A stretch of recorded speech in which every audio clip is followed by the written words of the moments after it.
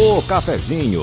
Vamos tomar um café logo cedo com os principais fatos políticos da região, num bate-papo descontraído sobre política, regado a um bom café.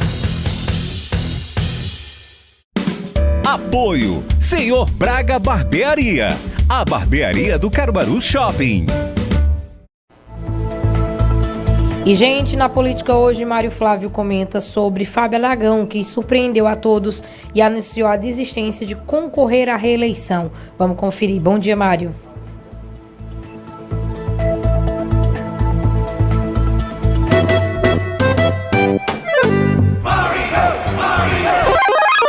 Fala, pessoal, bom dia para vocês que estão acompanhando aí a transmissão do Jornal da Cidade. Começando mais um cafezinho hoje, falar da repercussão dos assuntos políticos que aconteceram recentemente, né? A grande surpresa, vamos dizer uma bomba, né, que pegou o meio político, foi a desistência do prefeito de Santa Cruz do Capibaribe, Fábio Aragão, que é do PSD, em concorrer à reeleição.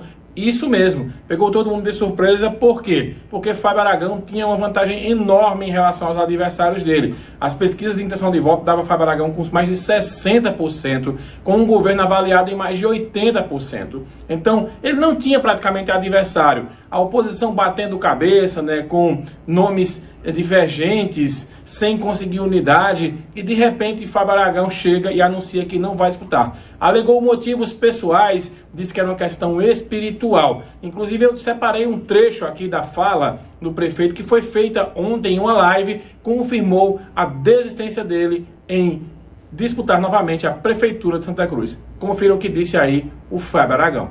Você não é mais candidato à reeleição? Não serei candidato em 2024 à reeleição. Estou com o coração apertado aqui. Vou sentir falta de muitas coisas, principalmente de cuidar das pessoas, das crianças, mas eu preciso obedecer. Eu não faço aquilo que eu quero fazer. Eu faço aquilo que Deus quer que eu faça. E acho que isso todo mundo devia agir assim. Pronto, essa fala do Fábio Aragão, ela foi numa live ontem no Instagram.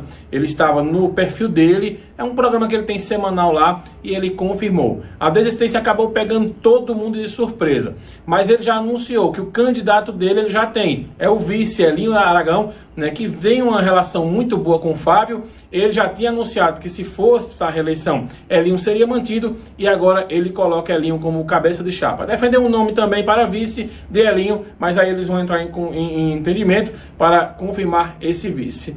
Esse caso de Fábio Aragão merece uma reflexão. Veja, o apego ao poder é uma coisa que marca gerações. Dificilmente na história a gente encontra um político tão bem avaliado que simplesmente não quer mais seguir a carreira política.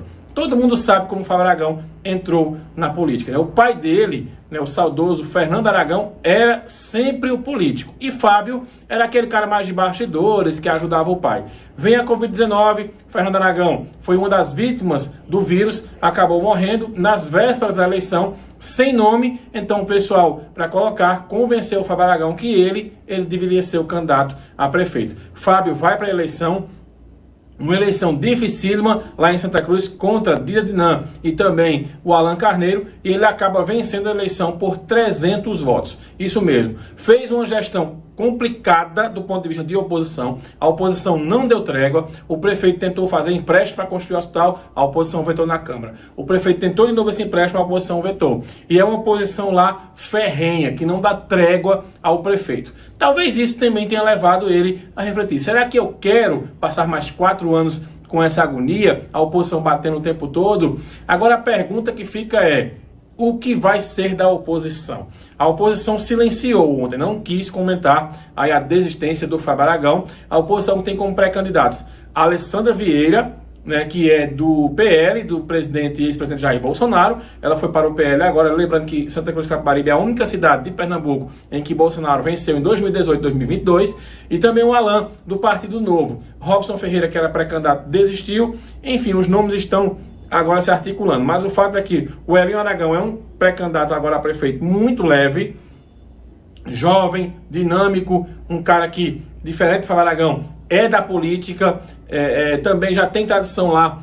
A família Aragão ela é muito respeitada em Santa Cruz, então agora vai para um novo desafio, o Elinho Aragão, candidato do grupo de situação. Nos próximos dias, pesquisas devem ser feitas, a gente vai saber qual foi o impacto direito dessa decisão do Fábio Aragão em renunciar o direito de reeleição. Repito, é uma coisa inédita. E vale aqui um elogio ao prefeito Fábio Aragão, porque desapego ao poder não é uma coisa fácil. Que a gente vê aí políticos querendo se perpetuar no poder, não agarram o osso de jeito nenhum. E Fábio Aragão, que tinha uma reeleição tranquila, simplesmente optou pelas questões pessoais e por questões de família. Alegou questão de religião também, mas o fato é que acho que ele encheu o saco também com essa política que a gente vê hoje, que é a do quanto pior, melhor de alguns, e as pessoas sérias, elas não querem. Agora, é lamentável porque Fábio Aragão é uma pessoa séria e a política precisa das pessoas honestas.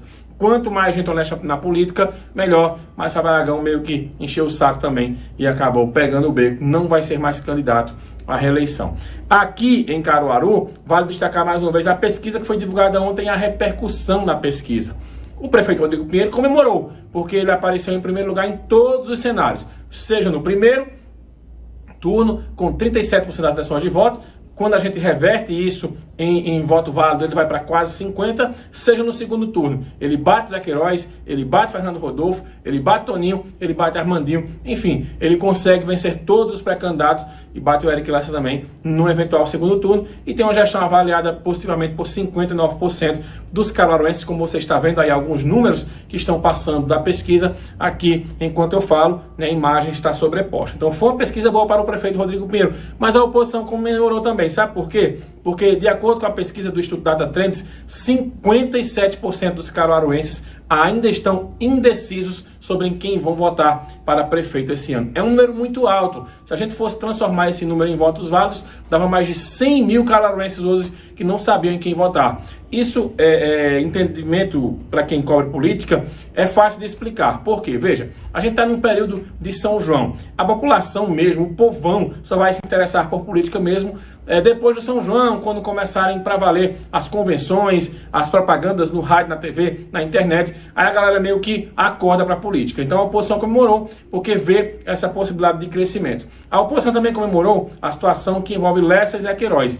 Zé Queiroz apareceu com 23% e Lessa com 12%. Na teoria, se os dois se unem, eles vão a 35%. E isso empataria tecnicamente com o Rodrigo Pinheiro. Isso na teoria, tá? Porque a gente sabe que na prática, o eleitor de Lessa, que é muito ligado ao segmento evangélico, que é muito ligado ao pensamento de direita, ele dificilmente votaria em Zé Queiroz. Aí eles vão ter que chegar ao entendimento.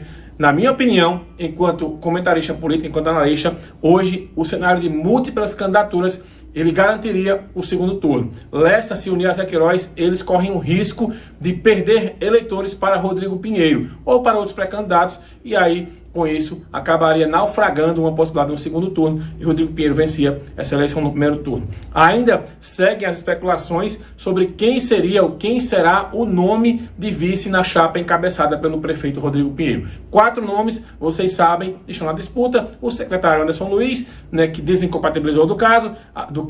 A secretária Aline Tiburcio, que é esposa de Anderson, era secretária da Educação, também desincompatibilizou do cargo para concorrer nessa disputa. A Deise Juliane, que já tinha já tinha saído do governo no primeiro prazo de desincompatibilização, e também a Luana Marabuco, secretária da Mulher.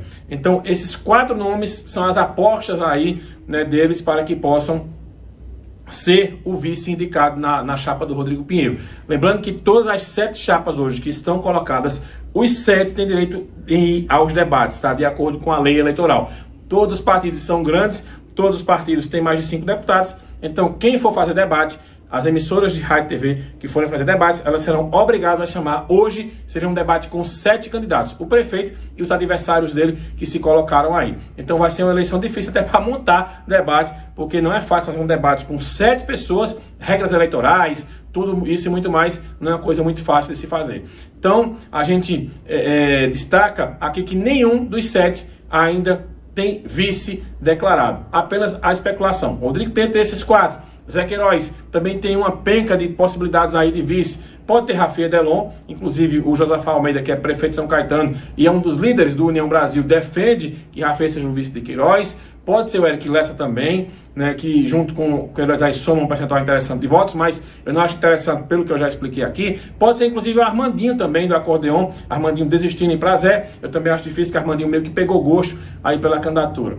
Toninho Rodrigues também, de repente, poderia ser um vice de Rodrigo Pinheiro. Eu não acredito mais nessa possibilidade, porque o próprio pai dele, o Tom Nigel, esteve aqui na rádio e descartou essa possibilidade. Então, a gente vai aguardar os próximos capítulos aí dessa história do vice. Com relação à governadora Raquel Lira, esteve mais uma vez aqui no Agreste, esteve em Bezerros para lançar mais uma cozinha comunitária e esteve aqui em Caruaru para a entrega de vários ônibus aí para a frota escolar. Raquel apostando na educação como se fosse o carro-chefe do governo dela. Até agora, de acordo com as pesquisas de intenção de voto, não apareceram os números que Raquel queira, mas ela acredita que com essa guinada que ela vem dando aí de agendas de entregas, em breve as pesquisas mostrarão um cenário melhor e não só essa boa avaliação no Agreste, mas em todo o estado. Por enquanto, Raquel ainda tem essa dificuldade. Para a gente encerrar, ontem foi lançado o Festival de Inverno de Garanhuns, com o prefeito Valdalvino batendo o martelo, e pela primeira vez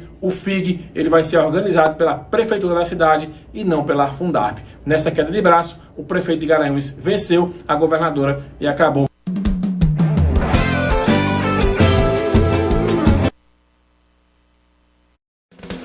O cafezinho. Vamos tomar um café logo cedo com os principais fatos políticos da região, num bate-papo descontraído sobre política, regado a um bom café. Apoio Senhor Braga Barbearia, a barbearia do Caruaru Shopping.